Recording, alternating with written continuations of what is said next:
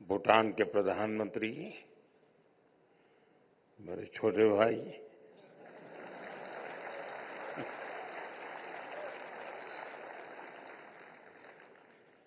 Fiji के deputy PM, Bharat के सहकारिता मंत्री Amit Shah, international cooperative alliance के प्रेसिडेंट, यूनाइटेड नेशंस के सभी प्रतिनिधिगण, दुनिया भर से यहां आए कोऑपरेटिव वर्ल्ड से जुड़े सभी साथी, देवी और सज्जनों,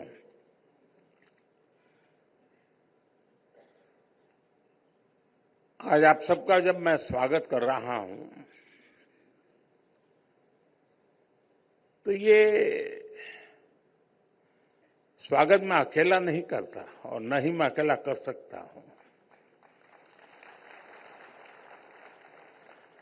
मैं भारत के करोड़ों किसानों, भारत के करोड़ों पशुपालकों, भारत के पशुपालकों, मछुआरों,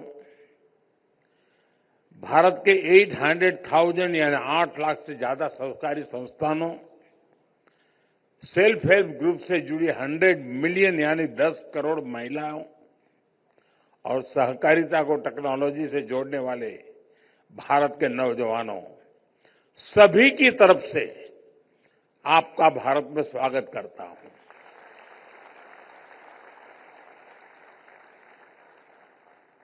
global conference of the international cooperative alliance का आयोजन भारत में पहली बार हो रहा है। भारत में इस समय हम कोऑपरेटिव मूवमेंट का नया विस्तार दे रहे हैं। मुझे पूरा विश्वास है इस कॉन्फ्रेंस के माध्यम से भारत की फ्यूचर कोऑपरेटिव जर्नी के लिए जरूरी इंसाइट मिलेगी और साथ ही भारत के अनुभवों से ग्लोबल कोऑपरेटिव मूवमेंट को भी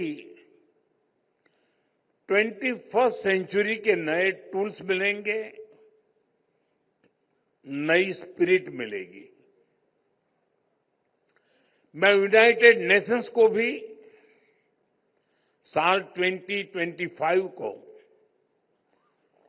इंटरनेशनल ईयर ऑफ कोऑपरेटिव्स घोषित करने के लिए बहुत बहुत बधाई देता हूं। साथियों, दुनिया के लिए कोऑपरेटिव्स एक मॉडल है, लेकिन भारत के लिए कोऑपरेटिव्स संस्कृति का आधार है, जीवन शैली है। हमारे वेदों ने कहा है, संगच्छध्वम संवदध्वम, यानी हम सब एक साथ चलें, एक जैसे बोल बोले। हमारे उपनिषदों ने कहा, सर्वे संतु सुखिनः, यानी सभी सुखी रहे। हमारी प्रार्थनाओं में भी सह अस्तित्व ही रहा है। संग और सह, ये भारतीय जीवन के मूल तत्व है। हमारे यहां फैमिली सिस्टम का भी यही आधार है और यही तो कोऑपरेटिव्स का भी मूल है। सहकार के इसी भाव के साथ भारतीय सभ्यता फली फूली है। साथियों, हमारे आजादी के आंदोलन को भी सहकारिता ने प्रेरित किया है। इससे आर्थिक सशक्तिकरण में तो मदद मिली, स्वतंत्रता सेनानियों को एक सामूहिक मंच भी मिला। महात्मा गांधी जी के ग्राम स्वराज ने सामुदायिक भागीदारी को फिर से नई ऊर्जा दी। उन्होंने खादी और ग्रामोद्योग जैसे क्षेत्रों में सहकारिता के माध्यम से एक नया आंदोलन खड़ा किया और आज खादी और ग्रामोद्योग को हमारी कोऑपरेटिव्स ने बड़े बड़े ब्रांड से भी आगे पहुंचा दिया है। आजादी के इसी दौर में सरदार पटेल ने भी किसानों को एकजुट किया। मिल्क कोऑपरेटिव के माध्यम से आजादी के आंदोलन को नई दिशा दी। आजादी की क्रांति से पैदा हुआ अमूल आज टॉप ग्लोबल फूड ब्रांड में से एक है। हम कह सकते हैं भारत में सहकारिता ने विचार से आंदोलन, आंदोलन से क्रांति और क्रांति से सशक्तिकरण तक का सफर किया है। साथियों, आज भारत में हम सरकार और सहकार की शक्ति को एक साथ जोड़कर भारत को विकसित बनाने में जुटे हैं। हम सहकार से समृद्धि के मंत्र पर चल रहे हैं। भारत में आज 8 लाख यानी 800,000 सहकारी समितियां हैं। यानी दुनिया की हर चौथी सहकारी समिति आज भारत में है। और संख्या ही नहीं, इनका दायरा भी उतना ही विविध है, उतना ही व्यापक है। ग्रामीण भारत के करीब 98% हिस्से को कोऑपरेटिव्स कवर करती हैं। करीब 30 करोड़ 300 मिलियन लोग यानी दुनिया में हर 5 में से और भारत में हर 5 में से एक भारतीय सहकारिता सेक्टर से जुड़ा है। शुगर हो, फर्टिलाइजर्स हो, फिशरीज हो, मिल्क प्रोडक्शन हो, ऐसे अनेक सेक्टर्स में कोऑपरेटिव्स की बहुत बड़ी भूमिका है। बीते दशकों में भारत में अर्बन कोऑपरेटिव बैंकिंग और हाउसिंग कोऑपरेटिव्स का भी बहुत विस्तार हुआ है। आज भारत में लगभग 200,000 यानी 2 लाख हाउसिंग कोऑपरेटिव सोसाइटीज है। बीते सालों में हमने कोऑपरेटिव बैंकिंग सेक्टर को भी मजबूत बनाया है, उनमें रिफॉर्म्स लाए हैं। आज देश भर में करीब 12 लाख करोड़ रुपए 12 ट्रिलियन रुपीज कोऑपरेटिव बैंकों में जमा है। कोऑपरेटिव बैंकों को मजबूत करने के लिए, उन पर भरोसा बढ़ाने के लिए हमारी सरकार ने अनेक रिफॉर्म्स किए हैं। पहले ये bank reserve bank of India RBI के दायरे से बाहर थे। हम इनको आरबीआई के दायरे में लेकर आए। इन बैंकों में डिपॉजिट पर कवर के इंश्योरेंस को भी हमने प्रति डिपॉजिटर 5 लाख रुपए तक बढ़ाया। कोऑपरेटिव बैंकों में भी डिजिटल बैंकिंग को विस्तार दिया गया। इन प्रयासों से भारत सहकारी बैंक पहले से कहीं ज्यादा अधिक कॉम्पिटिटिव और ट्रांसपेरेंट हुए हैं। साथियों, भारत अपनी फ्यूचर ग्रोथ में कोऑपरेटिव्स का बहुत बड़ा रोल देखता है। इसलिए बीते सालों में हमने कोऑपरेटिव से जुड़े पूरे इकोसिस्टम की और उसे ट्रांसफॉर्म करने का काम किया है। भारत ने अनेक रिफॉर्म्स किए हैं। हमारा प्रयास है कि कोऑपरेटिव सोसाइटीज को मल्टीपर्पज बनाया जाए। इसी लक्ष्य के साथ भारत सरकार ने अलग से कोऑपरेटिव मिनिस्ट्री बनाई।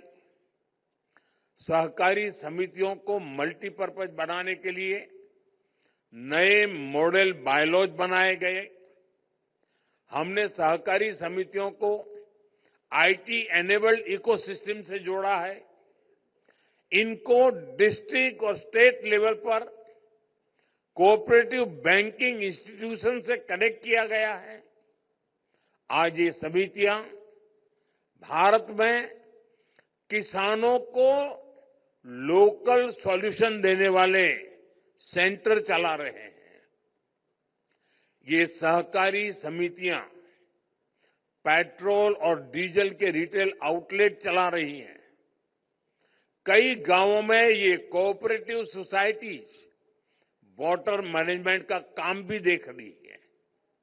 कई गांवों में कोऑपरेटिव सोसाइटीज सोलर पैनल लगाने का काम कर रही है। वेस्ट टू एनर्जी के मंत्र के साथ आज कोऑपरेटिव सोसाइटीज गोबर धन स्कीम में भी मदद कर रही है। इतना ही नहीं, सहकारी समितियां अब कॉमन सर्विस सेंटर के तौर पर गांवों में डिजिटल सर्विसेज भी दे रही है। हमारी कोशिश यही है कि कोऑपरेटिव सोसाइटीज ज्यादा से ज्यादा मजबूत बने, इनके मेंबर्स की आय भी बढ़े। साथियों, अब हम 2 लाख ऐसे गांवों में मल्टीपर्पज सहकारी समितियों का गठन कर रहे हैं जहां अभी कोई समिति नहीं है। हम मैन्युफैक्चरिंग से लेकर सर्विस सेक्टर में कोऑपरेटिव का विस्तार कर रहे हैं। भारत आज कोऑपरेटिव सेक्टर में दुनिया की सबसे बड़ी ग्रेन स्टोरेज स्कीम पर काम कर रहा है। इस स्कीम को भी हमारे कोऑपरेटिव्स ही एग्जीक्यूट कर रहे हैं। इसके तहत पूरे भारत में ऐसे वेयरहाउस बनाए जा रहे हैं जिसमें किसान अपनी फसल रख सकेंगे। इसका फायदा भी सबसे ज्यादा छोटे किसानों को होगा। साथियों, हम अपने छोटे किसानों को एफपीओ यानी फार्मर प्रोड्यूसर ऑर्गेनाइजेशन के रूप में संगठित कर रहे हैं। छोटे किसानों के इन एफपीओ को सरकार जरूरी फाइनेंशियल सपोर्ट भी दे रही है। ऐसे करीब 9,000 एफपीओ काम करना शुरू कर चुके हैं। हमारा प्रयास है कि हमारे जो फार्म कोऑपरेटिव्स हैं उनके लिए फार्म से लेकर किचन तक, फार्म से लेकर मार्केट तक एक सशक्त सप्लाई और वैल्यू चेन बने। इसके लिए हम आधुनिक टेक्नोलॉजी का इस्तेमाल कर रहे हैं। हम open network for digital commerce ONDC जैसे पब्लिक ई कॉमर्स प्लेटफॉर्म से कोऑपरेटिव्स को अपने प्रोडक्ट बेचने का नया माध्यम दे रहे हैं। इसके माध्यम से हमारे कोऑपरेटिव्स सीधे कम से कम कीमत में कंज्यूमर को प्रोडक्ट डिलीवर करते हैं। सरकार ने जो जैम यानी गवर्नमेंट ई मार्केटप्लेस नाम का डिजिटल प्लेटफॉर्म बनाया है, उससे भी कोऑपरेटिव सोसाइटी को काफी मदद मिली है। साथियों, इस सदी में ग्लोबल ग्रोथ में एक बहुत बड़ा फैक्टर महिलाओं की भागीदारी का होने वाला है। जो देश, जो समाज जितनी अधिक भागीदारी महिलाओं को देगा, उतना ही तेजी से ग्रो करेगा। भारत में आज विमेन लेड डेवलपमेंट का दौर है। हम इस पर बहुत फोकस कर रहे हैं और कोऑपरेटिव सेक्टर में भी महिलाओं को बड़ी भूमिका है। आज भारत के कोऑपरेटिव सेक्टर में 60% से ज्यादा भागीदारी महिलाओं की है। महिलाओं के कितने ही कोऑपरेटिव्स आज इस सेक्टर की ताकत बने हुए हैं। साथियों, हमारा प्रयास है कि कोऑपरेटिव्स की मैनेजमेंट भी महिलाओं की भागीदारी उसमें बढ़े। इसके लिए हमने multi state cooperative society act में संशोधन किया है। अब मल्टी स्टेट कोऑपरेटिव सोसाइटी के बोर्ड में वीमेन डायरेक्टर्स का होना जरूरी कर दिया गया है। इतना ही नहीं, सोसाइटीज को और इंक्लूसिव बनाने के लिए वंचित वर्गों के लिए भी रिजर्वेशन की व्यवस्था की गई है। साथियों, आपने सेल्फ हेल्प ग्रुप्स के रूप में भारत के एक बहुत बड़े मूवमेंट के बारे में भी जरूर सुना होगा। विमेन पार्टिसिपेशन से विमेन एम्पावरमेंट का ये बहुत बड़ा आंदोलन है। आज भारत की 10 करोड़ यानी 100 मिलियन महिलाएं सेल्फ हेल्प ग्रुप्स की मेंबर्स हैं। बीते एक दशक में इन सेल्फ हेल्प ग्रुप्स को सरकार ने 9 लाख करोड़ रुपए, इन्हें 9 ट्रिलियन रुपीस का सस्ता लोन दिया है। इससे इन सेल्फ हेल्प ग्रुप्स ने गांवों में बड़ी वेल्थ जनरेट की है। आज दुनिया के कितने ही देशों के लिए ये महिला सशक्तिकरण का बड़ा मॉडल बन सकता है। साथियों, 21वीं सदी में अब समय है कि हम सभी मिलकर अब ग्लोबल कोऑपरेटिव मूवमेंट की दिशा तय करें। हमें एक ऐसे कोलैबोरेटिव फाइनेंशियल मॉडल के बारे में सोचना होगा जो कोऑपरेटिव्स की फाइनेंसिंग को आसान बनाए और ट्रांसपेरेंट बनाए। छोटे और आर्थिक रूप से कमजोर कोऑपरेटिव्स को आगे बढ़ाने के लिए फाइनेंशियल रिसोर्सेज की पूलिंग बहुत जरूरी है। ऐसे शेयर्ड फाइनेंशियल प्लेटफॉर्म्स बड़े प्रोजेक्ट्स की फंडिंग और कोऑपरेटिव्स को लोन देने का माध्यम बन सकते हैं। हमारे कोऑपरेटिव्स भी प्रोक्योरमेंट, प्रोडक्शन और डिस्ट्रीब्यूशन में भागीदारी करके सप्लाई चेन को बेहतर कर सकते हैं। साथियों, आज एक और विषय पर मंथन की आवश्यकता है। क्या ग्लोबली हम ऐसे बड़े फाइनेंशियल इंस्टीट्यूशंस बना सकते हैं जो पूरी दुनिया में कोऑपरेटिव्स को फाइनेंस कर सके। आईसीए अपनी जगह पर अपना रोल बखूबी निभा रहा है, लेकिन भविष्य में इससे भी आगे बढ़ना जरूरी है। दुनिया में इस वक्त के हालात कोऑपरेटिव मूवमेंट के लिए एक बड़ा अवसर हो सकते हैं। कोऑपरेटिव्स को हमें दुनिया में इंटीग्रिटी और म्यूचुअल रिस्पेक्ट का फ्लैग बैरियर भी बनाना होगा। इसके लिए हमें अपनी पॉलिसीज को इनोवेट करना होगा और स्ट्रेटेजाइज करना होगा। कोऑपरेटिव्स को क्लाइमेट रेजिलिएंट बनाने के लिए उन्हें सर्कुलर इकोनॉमी से जोड़ा जाना चाहिए। कोऑपरेटिव्स में स्टार्टअप्स को हम कैसे बढ़ावा दे सकते हैं, इस पर भी चर्चा जरूरी है, चर्चा की आवश्यकता लगती है। साथियों,